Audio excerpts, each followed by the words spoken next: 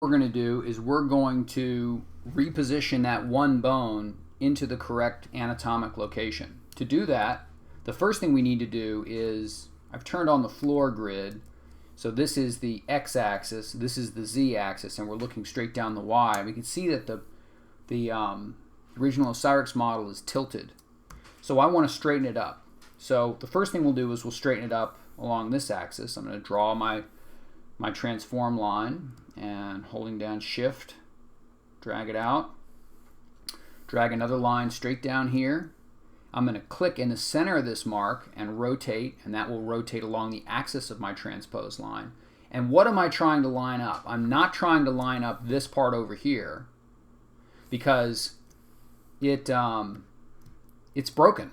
It's not in the right position to begin with. So what I'm looking at are the pubic symphysis of this side and the spinous process from the back, and that looks pretty good. It might, R for rotate, it might be a little bit more like that. Okay, look at it from the front. Okay, it needs to be rotated. Let's turn on our X. So, and we probably should have done this to begin with. So I'm just going to center this, move it down a little bit, and I'm only concerned with the anatomic left side of this person's body. And what we're going to do is we're going to duplicate the model, hide half of it, mirror it, and then it will show us what the symmetrical should look like. One last inspection. I think that looks good. Duplicate the model, hide half of the model,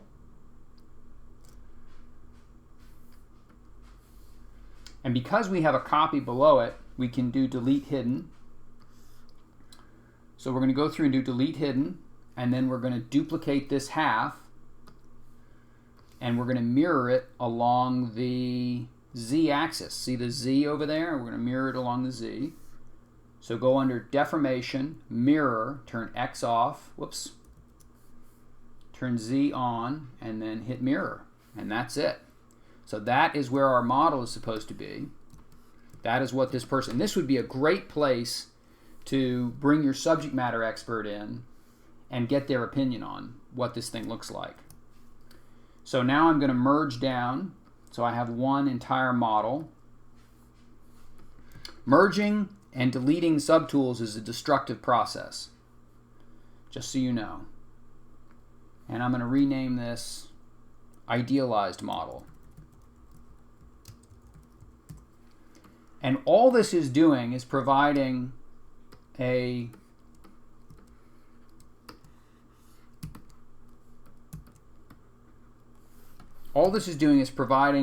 place where we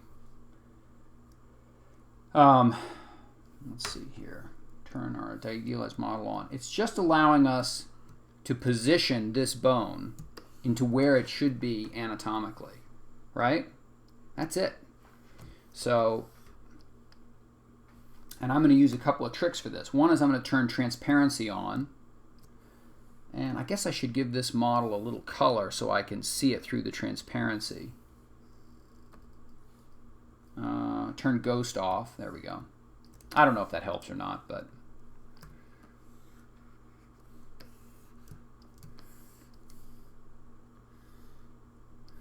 and these tutorials are running longer than I wanted, so and actually, you know what might be not a bad idea would be to go ahead and hide, oops,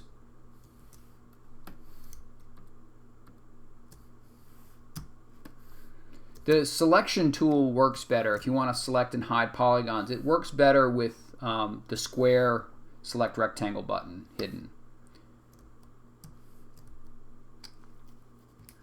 If I click that, okay, so now when we're working,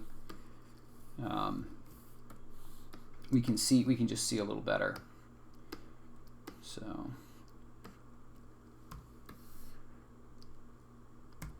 I'm going to move this out because I know where that, I'm going to pick a spot, a known spot.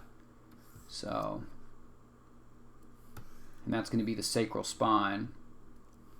And then I can draw my transform line from there. And again, this kind of movement of these models is something unique to ZBrush. And I move the transpose line instead of the actual model by clicking the outside ring instead of the inside ring.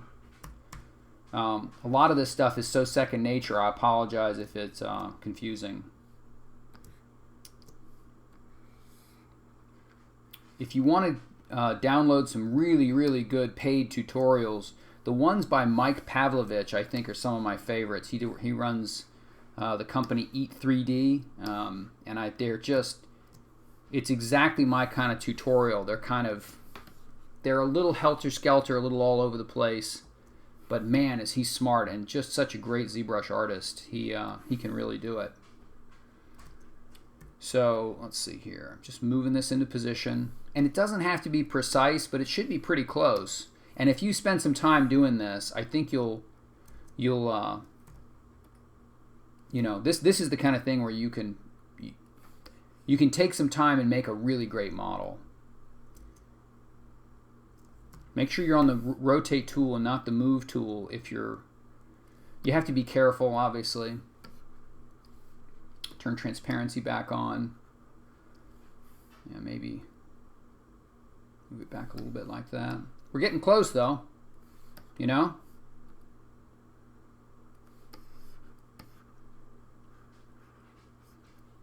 And I think that's probably it, ladies and gentlemen. So we have now made a new topology. We've gone through and repositioned this bone. And let's see here, turn solo off, yeah. So that is how far that bone has moved as a result of the accident. So I hope that was helpful, and I hope it wasn't too confusing, and I will see you all very soon.